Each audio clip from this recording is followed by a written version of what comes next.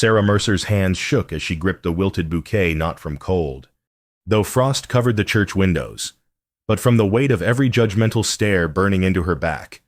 The pews of Silver Creek Church were full that December morning in 1882. Candles flickered against stone walls. The smell of pine and melting wax filled the air. Women whispered behind gloved hands.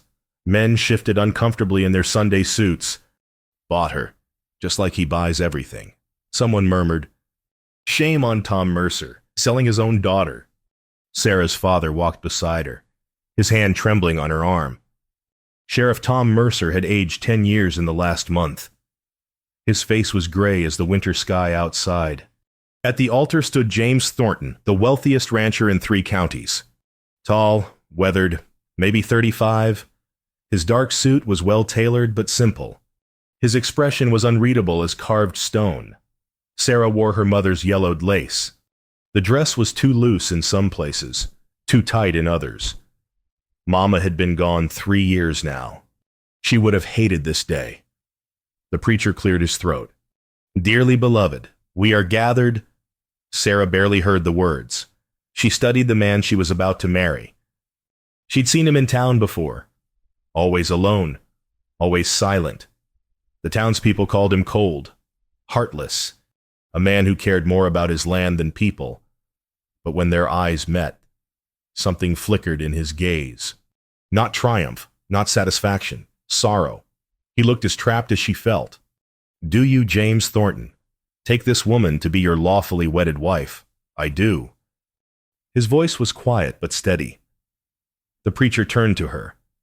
Sarah's throat was dry as dust. "I do," she whispered. James slipped the ring onto her finger. His touch was surprisingly gentle. She noticed his hands calloused from work. Clean. Careful. The hands of a man who built things with his own labor. "I now pronounce you man and wife." No one cheered. No one threw rice. Sarah and James turned to face the congregation. The banker's wife actually turned her face away. The mayor's daughter smirked behind her fan. Only Miss Hartley, the school teacher, offered a sad, sympathetic smile. They walked down the aisle together. The whispers followed like winter wind.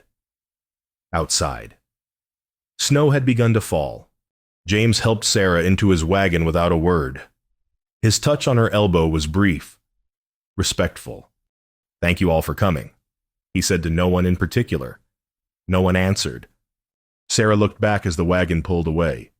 Her father stood on the church steps, shoulders sagging like a man who'd lost everything that mattered. "What have I done?" James didn't speak during the ride.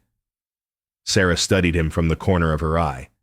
His jaw was set, his hands steady on the reins. Whatever he was thinking, he kept it locked away. After 20 minutes, they turned onto a long drive. Thornton Ranch spread before them, a large homestead with a barn, corrals, and several outbuildings. The main house was 2 stories, well built but austere. The windows were dark.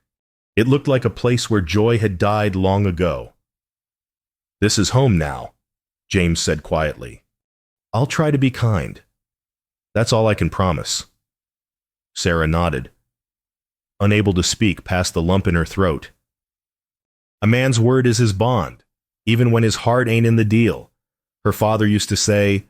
She just hoped kindness would be enough, the house that would become her prison or her sanctuary. She couldn't yet tell stood silent as a tombstone against the winter sky.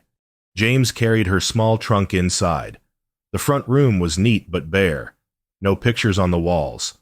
No quilts on the furniture. No warmth anywhere. "I'll show you to your room," he said. "Your room, not our room." He led her upstairs to a bedroom that faced east. It was furnished well, a bed with a good mattress, a dresser, a chair by the window, clean curtains, a lamp on the nightstand. "You'll have your privacy here," James said, not meeting her eyes. "I won't intrude. The necessary is out back. Kitchen's downstairs. Help yourself to anything you need." "Where will you—" Sarah's voice trailed off. "Across the hall. I'm a light sleeper." If you need anything in the night, just knock. He set her trunk down and left, closing the door softly behind him. Sarah sat on the bed and stared at her hands. The ring felt heavy as an anchor. This wasn't what the town predicted. They'd whispered about her being locked away, used, treated like property. But James Thornton had given her space, privacy, respect, of a kind. Who was this man that evening? She found the courage to go downstairs, through the kitchen window. She could see James in the barn. He was bent over something, his movements careful and patient, curious. Sarah pulled on her cloak and walked outside. In the barn, James knelt beside a calf. The animal's leg was wrapped in clean bandages. James spoke softly as he checked the wound. Easy now, girl. You're healing fine. Another week and you'll be running with your mama again. His voice was gentle, almost tender. Nothing like the cold silence he'd shown Sarah. She backed away before he could see her and returned to the house. At supper, they ate in near silence. Sarah had warmed up the stew. Mrs. Chen, the housekeeper, had left. James nodded his thanks but said little. After the meal, Sarah went upstairs. When she entered her room, she found something unexpected. A book sat on her chair. Jane Eyre by Charlotte Bronte. There was no note, no explanation. But when Sarah opened it, she found passages marked with light pencil. I would always rather be happy than dignified. I am no bird, and no net ensnares me. Her hands trembled as she turned the pages. Someone had read this book carefully, thoughtfully. Someone who understood longing and loneliness.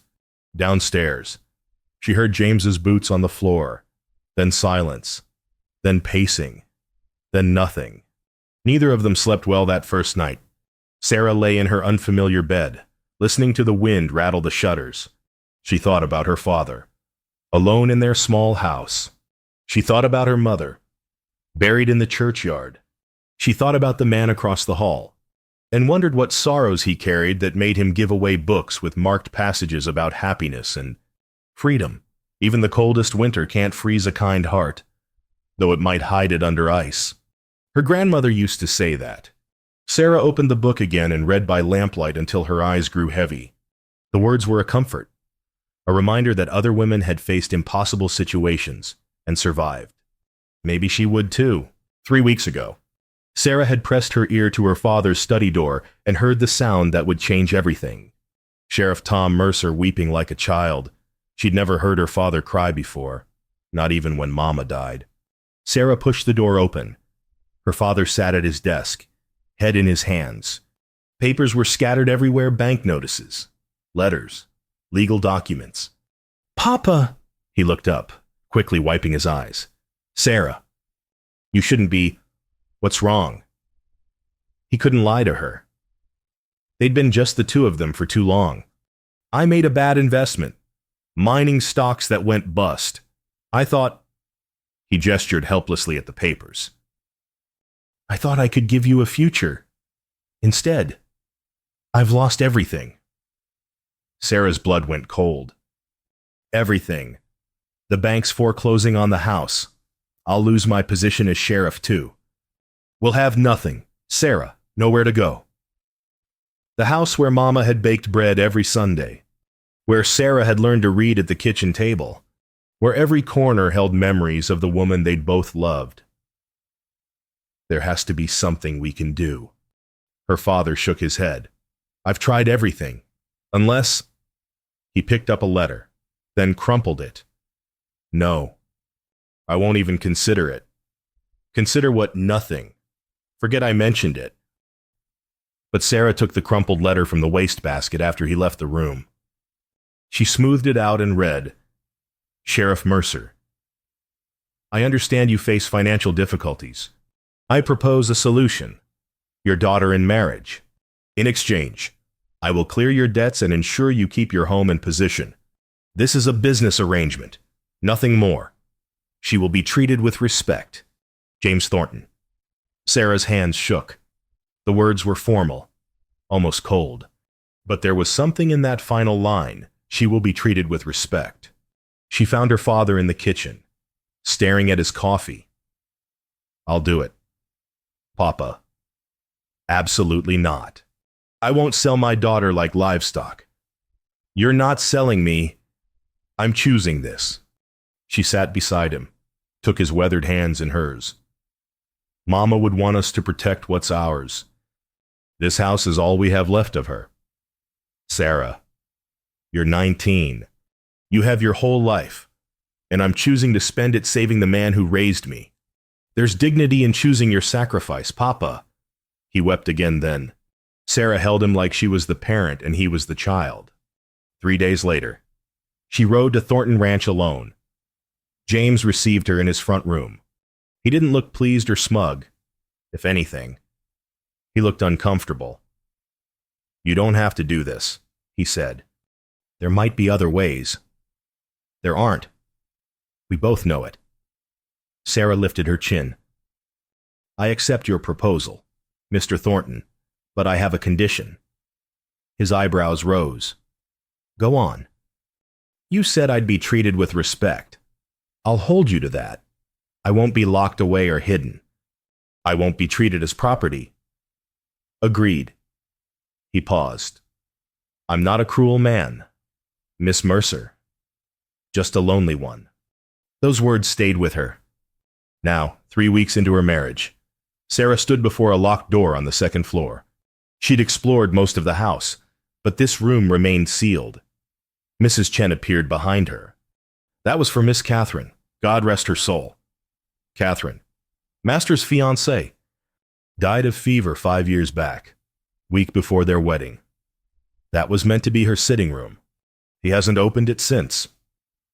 Sarah's hand fell from the doorknob. Everything made sense now. The empty house, the silence, the marked passages about happiness and dignity. James Thornton wasn't cold. He was grieving. Sometimes the hardest trail is the one that leads back home. Sarah made a decision. If she had to live in this house, she would bring light to its shadows. She spent the afternoon opening curtains, dusting furniture, arranging the few belongings she'd brought. In the kitchen, she found china packed away and set the table properly. At dusk, she lit a lamp and placed it in the window of her bedroom, a small act of defiance against the darkness that had settled over this place. From the barn, James saw the light. He stood in the doorway for a long moment, just watching. Then he went back to his work. But something in his chest felt different, less frozen, more alive. The first kindness was coffee hot, waiting at dawn before he rode out to check the cattle. James stared at the cup as if it were a miracle. In 3 weeks of marriage, a rhythm had emerged between them. Not closeness exactly, but not the cold distance he'd expected either. James made sure the house was warm before Sarah woke. He left firewood stacked by the kitchen door. He asked, never demanded if she needed anything from town. Sarah responded in kind. She mended his coat where the shoulder had torn. She left biscuits wrapped in cloth for him to take when he rode out. She kept the lamp lit in the window so he wouldn't come home to darkness. They were building something. James didn't know what to call it yet. On a gray December afternoon, Sarah mentioned she needed ribbon from town for a Christmas wreath. I'll take you, James said. They rode together in the wagon. Sarah wore her mother's cloak. James had given her new gloves soft leather, well made. She'd found them on her dresser one morning with no note, in Silver Creek. The whispers started immediately. At the general store, women clustered near the fabric. Sarah felt their stares like brands on her skin. Poor dear. Trapped with that man. Cold as stone. They say, probably keeps her locked up except when he needs her in public. Sarah's cheeks burned. James, standing by the counter, heard every word.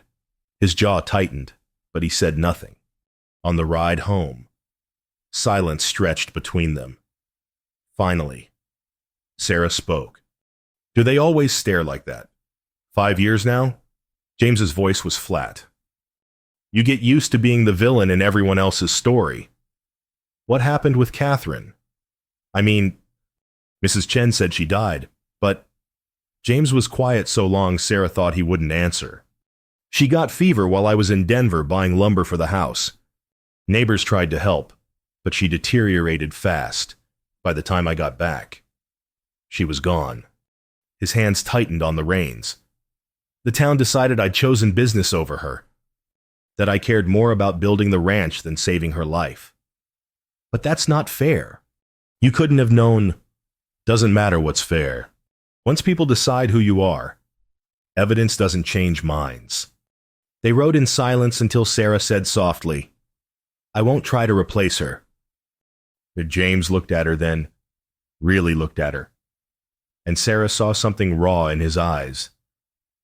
"You don't replace the sun by lighting a lamp," he said, "but a lamp still gives light. And this house has been dark a long time." That evening, Sarah lit 2 lamps instead of one, hers in the bedroom window, another in the front parlor. James saw them from the barn when he finished the evening chores. He stood in the cold, watching those small points of light, and felt something shift inside him. Catherine had been the sun bright, warm, vital. Her death had plunged him into darkness so complete he'd stopped hoping for dawn. But Sarah was different.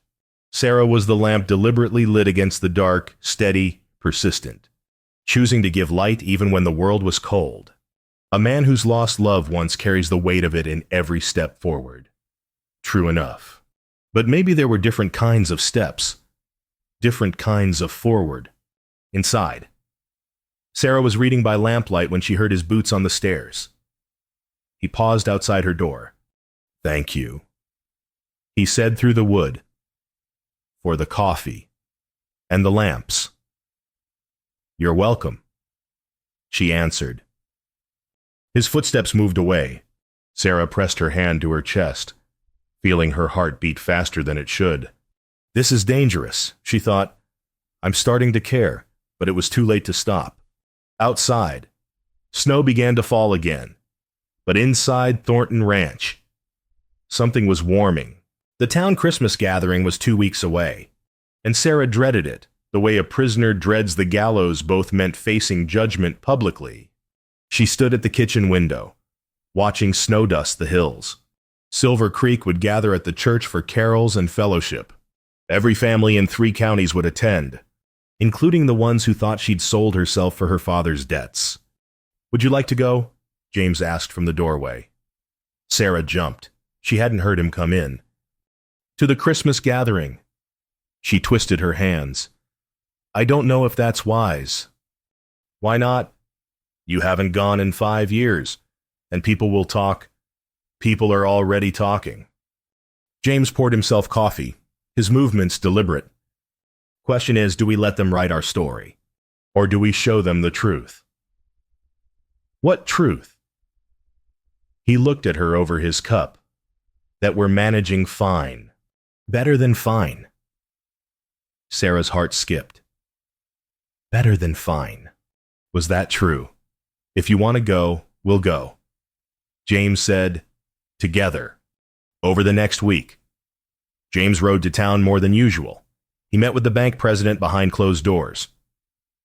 He spent an hour with the carpenter, looking at plans. He had a long conversation with Miss Hartley outside the schoolhouse. Sarah noticed but didn't pry. Whatever he was planning, it was his business. But her curiosity grew. One evening, she brought coffee to his study.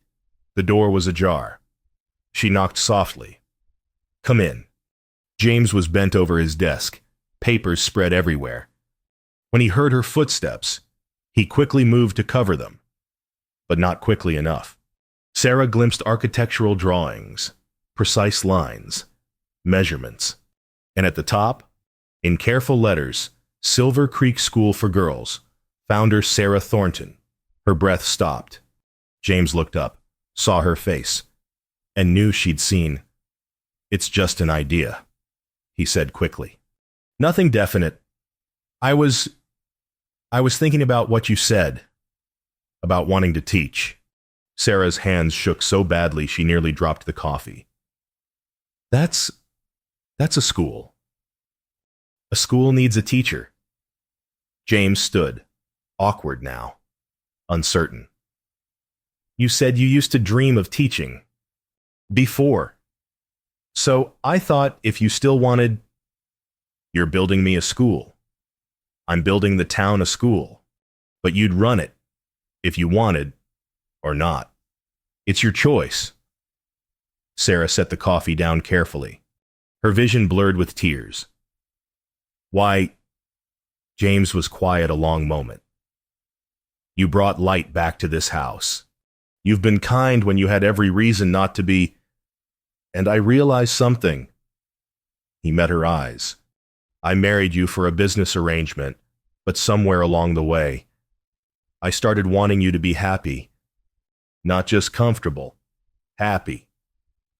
The best gifts ain't wrapped in paper. They're wrapped in paying attention. Sarah's grandmother had said that long ago, and here was James Thornton, proving it true. When did this become real? Sarah whispered. James understood what she was really asking.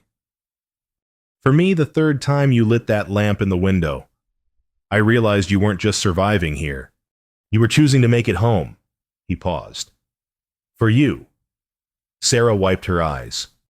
When I saw you tending that injured calf, when you left me the book with the marked passages, when you asked what makes me smile instead of assuming you already knew, they stood there in the study, the school plans between them, and something unspoken shifted.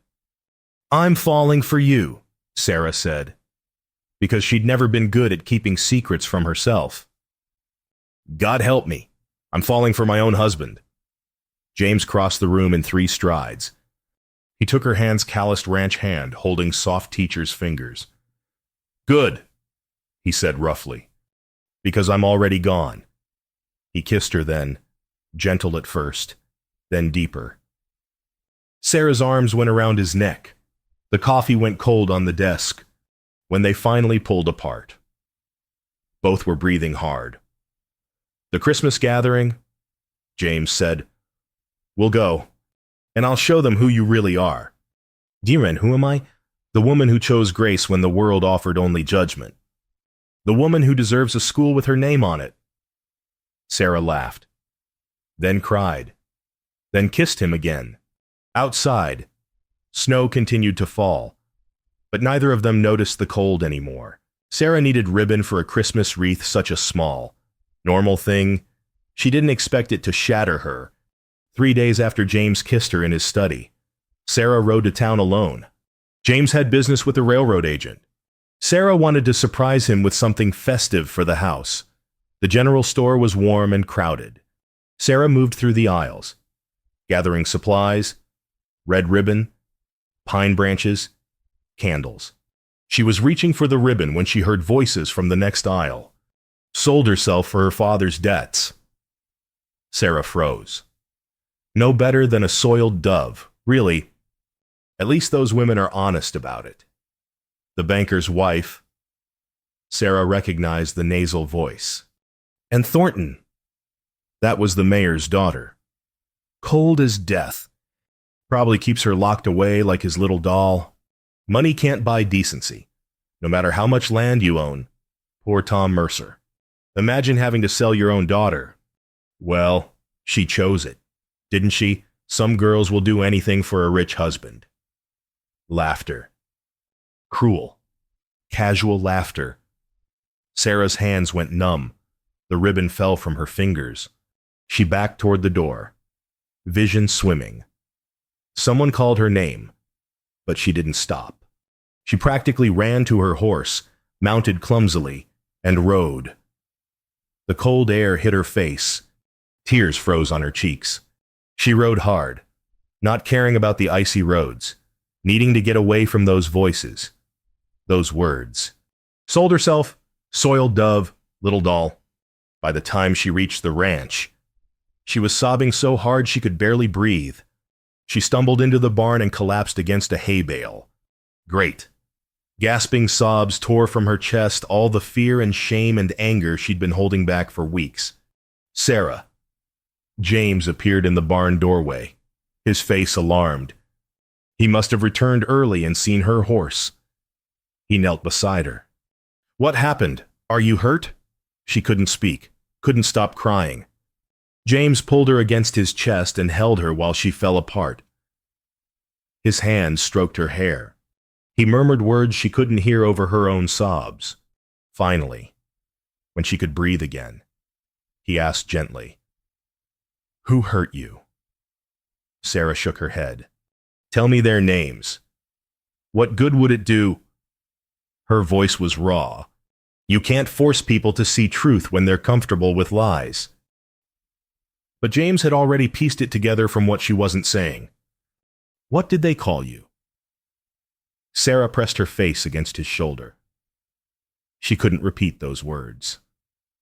James's arms tightened around her. When he spoke, his voice was rough with rage. I'm riding to town. I'm going to make them take it back. No. Sarah grabbed his arm. It'll only make it worse. They've decided who we are. Nothing you say will change their minds. Then what do I do? His hands framed her face, thumbs wiping away tears. How do I fix this? You can't. That's the problem. They sat in the barn while the light faded. Sarah's tears finally stopped, leaving her empty and exhausted. James helped her to the house. He made her tea. He built up the fire. He sat beside her and said nothing, just stayed close. That night, alone in his study, James looked at the school plans again. Maybe not with words, but there are other ways to make people see. He pulled out fresh paper and began calculating. The school would cost more than he'd planned, but there would be something else too. A public fund to help families facing hardship. Anonymous, administered by the church. Sarah deserved more than a building with her name on it. She deserved vindication. And James Thornton had the money and the will to give it to her. Revenge is best served not cold, but with grace that shames the heart. His father had told him that once. At the time, James hadn't understood. Now he did. The blizzard outside matched the storm in Sarah's heart. She was considering the unthinkable leaving. 2 days before Christmas, Sarah sat at the kitchen table while snow piled against the windows. James was in the barn. The house felt too quiet. She'd been thinking about her father's house, about going back, about freeing James from this arrangement that had brought him nothing but more judgment. When James came in for supper, stamping snow from his boots, Sarah spoke before she could lose courage. Perhaps I should return to my father. James went still. What? You've been kind. More than kind. But I've brought you nothing but more judgment. The town hates us both now, instead of just you. She twisted her hands. You deserve better than this. James set down his hat carefully. Better than what? A wife who makes everything worse. A marriage that was never supposed to be real. Sarah, I'm trying to free you, she said desperately. Don't you understand? You fulfilled your end of the bargain. Papa kept his house. But you're still paying the price. James crossed to her. He pulled out the chair beside hers and sat. Listen to me. You've brought light back to this house. You've reminded me what it means to care about tomorrow again, to want something beyond just surviving each day. But the town, damn the town. His voice was fierce. If you leave, it should be because you choose to, not because of what they think, not because you're trying to save me. Sarah looked up at him. His eyes were intense, almost desperate. I'm asking you to stay. James said, not as an obligation, as my partner, as my wife. In truth, if you'll have me, if I haven't ruined this completely. Sarah saw the vulnerability in his face, this proud, lonely man offering his scarred heart. She thought about the lamp in the window, the book with marked passages, the school plans with her name at the top.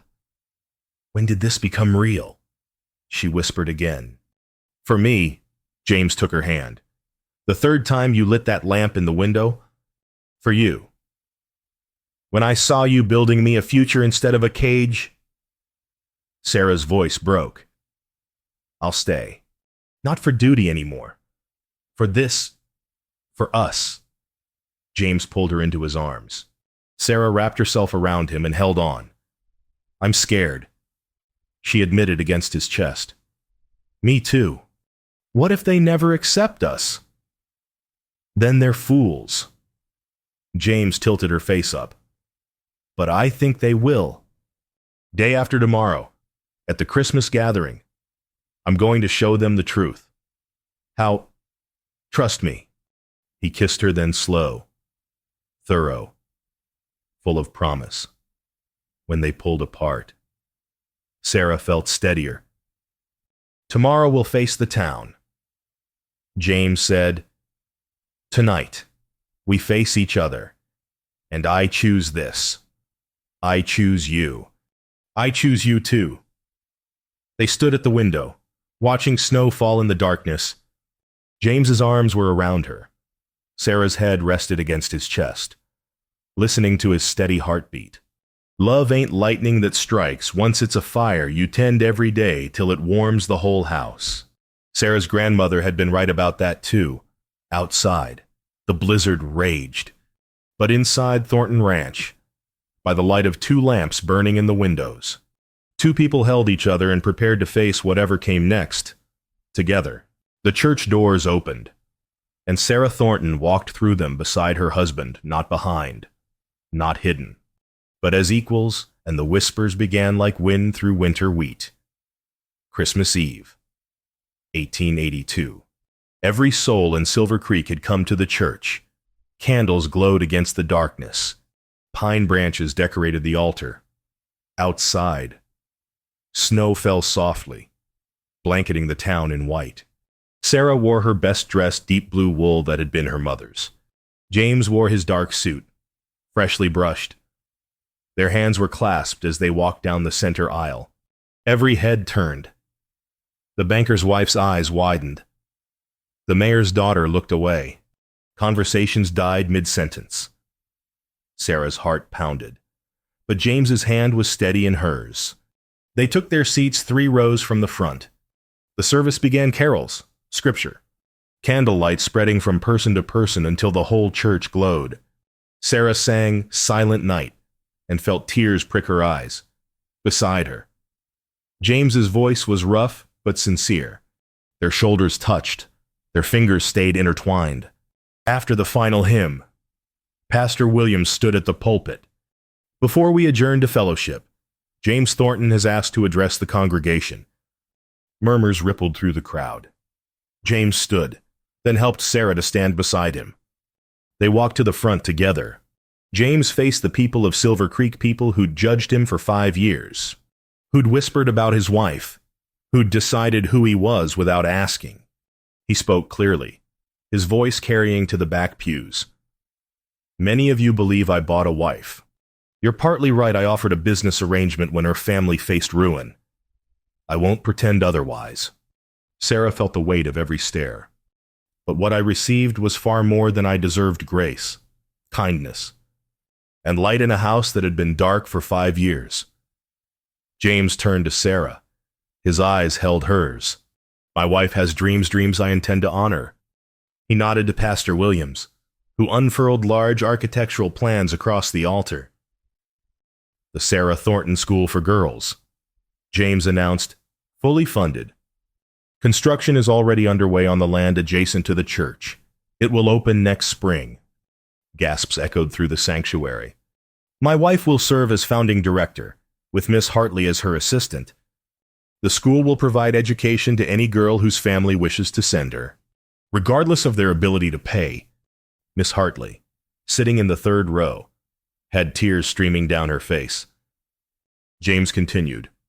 Additionally, I'm establishing a family assistance fund, $5,000, administered anonymously by Pastor Williams. Any family in this community facing hardship, medical bills, debt, disaster can apply for help. No questions. No judgment. The church had gone completely silent. My wife's compassion reminded me what wealth is truly for not building walls, but opening doors. James's voice softened. She chose sacrifice to save her father. I'm choosing this to honor her choice. He looked out at the congregation. You can continue believing I'm a cold man who bought a wife. Or you can see the truth. I'm a man who was given an unexpected gift and is finally wise enough to cherish it. Sarah's tears spilled over. James took her hand. Pastor Williams cleared his throat roughly. I believe we owe Mr. and Mrs. Thornton our thanks. For a long moment, nothing happened. Then Miss Hartley stood. She began to clap. The sound echoed in the silent church. Then the children joined. Then the merchants. Then the farmers. The banker's wife rose to her feet, tears on her cheeks. I owe you an apology. Mrs. Thornton, I was cruel and wrong. We all were. Someone else called out. Sarah's father pushed through the crowd. He embraced his daughter, then shook James's hand hard. Thank you, Tom Mercer said roughly, for giving her what I couldn't, a future of her own making. The church erupted in applause. People crowded forward, offering congratulations, apologies, thanks. Women who'd sneered at Sarah now clasped her hands. Men who'd called James cold now clapped his shoulder. James and Sarah stood in the center of it, holding each other steady. A man's true wealth ain't in his bank account. It's in how many lives he lifts up alongside his own. Outside, they walked through softly falling snow. The town parted to let them pass, but this time with nods of respect, even smiles. We did it, Sarah whispered. James shook his head. No, we showed them their hearts. They did the rest. They climbed into the wagon. As they pulled away, Sarah looked back at the church, glowing with candlelight and full of people who'd finally seen the truth. Merry Christmas, Mrs. Thornton, James said. Sarah leaned against his shoulder. Merry Christmas, husband. And for the first time since her mother died, Sarah felt something she'd almost forgotten: hope. Sarah Thornton unlocked the door of her school, her name carved in wood above the entrance, and thought about how far she'd traveled from that frozen December morning 4 months ago. Easter Sunday, 1883. Spring had come to Silver Creek. Wildflowers dotted the hills. The air smelled of new grass and possibility. The school building stood on a gentle rise overlooking the town, 2 rooms. A bell tower. Large windows facing east to catch the morning light. Inside, desks waited in neat rows. Books lined the shelves. A chalkboard stood ready for the first lesson. Sarah ran her hand over the smooth wood of the teacher's desk. Her desk. Through the window, she watched the first students arrive with their families. Girls in Sunday dresses, clutching primers and slates. Nervous, excited, Miss Hartley came up the path, arms full of supplies. Ready, Mrs. Thornton. As ready as I'll ever be. Here they welcomed each student by name. 12 girls, ages 7 to 15. Daughters of ranchers, merchants, the blacksmith, even the banker. The banker's wife had personally apologized 3 times since Christmas. She'd donated 20 books to the school library. From the road, James sat on his horse, watching, when Sarah caught his eye. He smiled, that rare, genuine smile that still made her heart skip. She'd been terrified that first morning she'd said, "I do," in Silver Creek Church. Now she couldn't imagine her life without him. That evening, they sat on the porch of their home. Their home. Sarah thought, not his or hers, theirs. Her hand rested in his. Easy and natural now. They watched the sunset paint the hills, gold and purple. How was the first day? James asked. Perfect. Terrifying. Perfect again. Sarah laughed. One of the girls asked if I was the same Mrs. Thornton who married Mr. Thornton for money. James tensed. What did you say? I said yes. I married him for practical reasons, but I stay married to him for love. His arm tightened around her. Do you regret it? How it started. Sarah considered. She thought about that cold December morning, the whispers, the fear. She thought about discovering the locked room, the marked book passages, the lamp in the window. I regret the circumstances that forced my choice, she said slowly. I don't regret you. Never you. James kissed her temple. Good, because I'm keeping you. What will you do with all that space in the house now that I'm gone all day? Wait for you to come home. He paused. And maybe build a nursery. Sarah's breath caught. James. Someday, when you're ready, if you want. His hand rested on her stomach. But there's no rush. We have time. They sat in comfortable silence as stars began to appear. Inside the house, 2 lamps burned in the windows, no longer symbols of lonely hope, but of warmth and welcome in the distance. The school bell rang once, carried on the spring wind. Tomorrow, it would ring to call students to learning, but tonight, it was just a joyful sound echoing across the valley. Sarah had entered a winter marriage out of duty.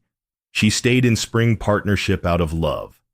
The strongest fence is built 1 post at a time, and the best love grows 1 choice at a time. Her grandmother's wisdom had proven true. James and Sarah sat on the porch, silhouetted against the sunset, the lit windows glowing behind them. The school stood on the hill above a beacon of possibility. A town that had judged them had learned grace. A marriage that began in necessity had bloomed into devotion. And a young woman who'd sacrificed herself to save her father had found her own salvation. What are you thinking? James asked. Sarah smiled. That I'd choose this again? All of it? Even the hard parts? Why? Because they led me here, to you, to this. She gestured at the ranch, the school, the life they'd built together. Not perfect, but theirs. James pulled her close. I love you, Sarah Thornton. I love you too. The first stars appeared overhead. Inside, the lamps burned steady and bright. And in Silver Creek, a town slept peacefully, finally understanding that the greatest gifts aren't bought with gold, they're built with courage, grace, and the willingness to choose love even when the world calls it foolish. Especially then.